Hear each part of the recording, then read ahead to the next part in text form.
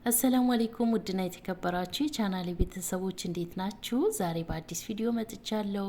ብዙዎቻችሁ በሽበት ተቸግር ያለው እባክሽ ብላችሁ በውስጥም በኮሜንትም ለጠየቃችሁን ከዚህ በፊትም ሰርቼላችኋለሁ። የዛሬው ግን የሚገርም ነው። እርግጠኛ የሆንኩበትን የሽበት ማጥፊያ ነው። ቪዲዮውን እስከ መጨረሻ ተከታተሉት። ሙሉ አሰራሩን አሳያችኋለሁ፣ እንዴት አድርጋችሁ እንደምትጠቀሙ እንዲሁም ለቅንድባችሁ በአጭር ጊዜ ቅንድባችሁ ማብዛት የምትፈልጉ ከግንባራችሁ ላይ ለሸሸ ለጸጉራችሁ ለሽበት የሚጠቅም ቪዲዮ ነው ይዤላችሁ የመጣሁት። የሚገርም የጸጉር ማሳደጊያ ነው። ሙሉ አሰራሩን አሳያችኋለሁ። ቪዲዮውን እስከ መጨረሻ ተከታተሉት። እርግጠኛ ነኝ ይሄንን ቪዲዮ እስከ መጨረሻ አይታችሁ እኔ በሰራሁት መንገድ ሰርታችሁ ከተጠቀማችሁት ታመሰግኑኛላችሁ። እርግጠኛ የሆንኩበት ነው። ውድ ቤተሰቦቼ የሚገርም የሽበት ማጥፊያ ነው። ቀጥታ ወደ አሰራሩ እንገባለን። በመጀመሪያ ደረጃ ጥቁር አዝሙድ 1 ማንኪያ፣ አብሽ 1 ማንኪያ፣ ቅርንፉድ 1 ማንኪያ አድርጌያለሁ። ሶስቱንም በተመሳሳይ አንዳንድ ማንኪያ አድርጌ እዚህ መጥበሻዬ ውስጥ ጨምሬያለሁ። ቪዲዮን እስከ መጨረሻ ተከታተሉት። ሌሎችም መጨምራቸው ግብአቶች ስላሉ ሙሉ አሰራሩን እንድታዩ እስከ መጨረሻ ተከታተሉት። ብዙዎቻችሁ እስከ መጨረሻ ስለማታዩ ኮሜንት ላይ ጥያቄ ትጠይቃላችሁ። እኔ በመጨረሻ ላይ አጠቃቀሙ ሁሉንም አስረዳችኋለሁ። የሚገርም የሽበት ማጥፊያ ነው። ከግንባራችሁ ላይ ለሸሸ ቅንድባችሁ ላይ ጸጉራችሁ ማብዛት ለምትፈልጉ ምርጥ የጸጉር ማሳደጊያና ሽበት ማጥፊያ ውህድ ነው። እንዲሁም የቅንድብ ማሳደጊያ ነው። ቪዲዮውን እስከ መጨረሻ ተከታተሉት። ላይክ አድርጉት። እዚህ ጋር ያያችሁት ሽንኩርት ተጠቅሜያለሁ። 4 ፍሬ 5 ፍሬ እስከ 5 ፍሬ መጠቀም ትችላላችሁ። እነዛን ግብአቶች ሶስቱ ግብአቶች በዚህ መልኩ በደንብ አርጌ አምሳቸዋለሁ። ዋና ሚስጥሩ በዚህ መልኩ በደንብ አርጋችሁ አምሱት። ሲታመስ የሚገርም ውጤት ነው የምታገኙበት። ጥቁር የማይለቅ የሆነ ጥቁር ነገር ታገኙበታላችሁ። እጃችሁ ሁላ ብትነኩት እጃችሁ ያጠቁረዋልና። ሌላው ደግሞ ልብስ ነጭ ልብስ ራሱ ከነካው አይለቅም። በቃ ነጭ በክሎሮክስ ሁላ ብታጥቡት በበረኪና ብታጥቡት አይለቅም። ስለዚህ ተጠንቀቁ ስትቀቡት። አቀባቡ አጠቃቀሙ ሁሉ አሳያችኋለሁ። በዚህ መልኩ አምሼዋለሁ። ነጭ ሽንኩርት እስከ 5 ፍሬ መጠቀም ትችላላችሁ። በዚህ መልኩ እወቅጠዋለሁ። የሚገርም የሽበት ማጥፊያና ጸጉር ማሳደጊያ በተለይ ከግንባራችሁ ላይ ለሸሸ ለየት ባለ መንገድ ነው ይዤላችሁ የመጣሁት። ለኔ የጠቀመኝ ነው ማካፍላችሁ። እዚህ ጋር ነጭ ሽንኩርቴና 1 ሙዝ እጠቀማለሁ። 1 የበሰለ ሙዝ እጠቀማለሁ። ልጣጩንም በዚህ መልኩ በዋነኝነት ዋና ሚስጥሩ ያለው እዚህ ጋር ነው በልጣጩ ስለሆነ ልጣጩንም በዚህ መልኩ እጠቀመዋለሁ። የውስጡ ልጣጩ በማንኪያ እንደዚህ ያረጋችሁ ተጠቀሙት። በጣም አሪፍ ነው። በተለይ ለሽበት በጣም አሪፍ ነው። የሚገርም ነው። አንድ ላይ ከነጭ ሽንኩርቴ ጋር አንድ ላይ በዚህ መልኩ ወቅጣቸዋለሁ።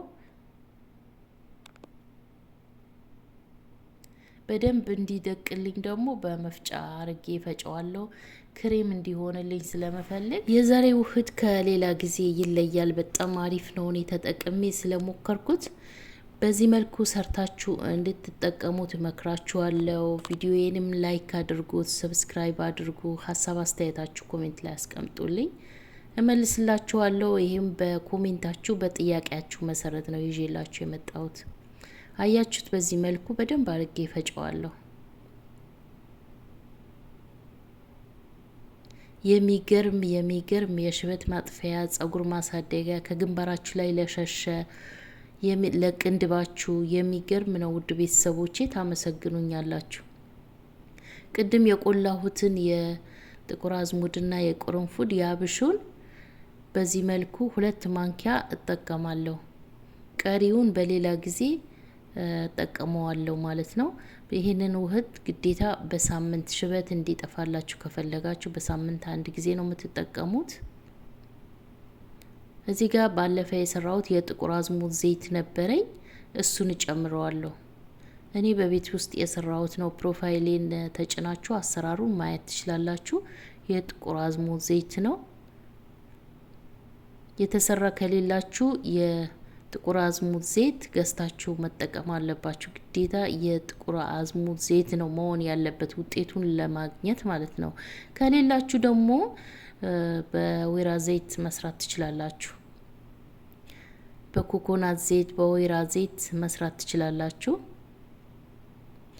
ካላችሁ የጥቁር አዝሙድ ዘይት ተመራጭ ነው። በጣም አሪፍ ነው። ለጸጉራችን ጥቁረት ይረዳዋል። ስለዚህ እናንተ ባላችሁ ተጠቀሙ። አያችሁ፣ በዚህ መልኩ በደንብ አርጌ አዋህደዋለሁ።